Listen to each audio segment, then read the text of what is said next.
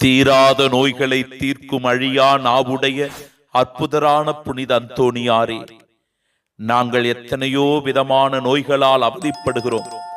அந்த நோய்களை எல்லாம் பட்டியலிட்டால் காலங்கள் போதாது ஐயா. எங்கள் துயரங்களை எல்லாம் உம்மிடம் சொல்லி மாளாது அப்பா.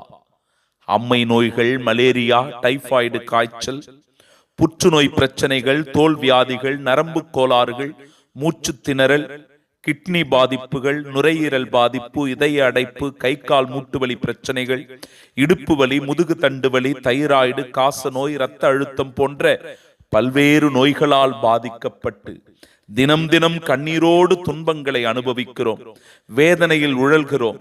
எங்களை வியாதி வருத்தங்களிலிருந்து குணப்படுத்தி புது வாழ்வு தரும் இயேசு கிறிஸ்துவிடத்தில் இன்று எங்களுக்காக பரிந்து பேசி வரங்களை பெற்றுத்தாரும்.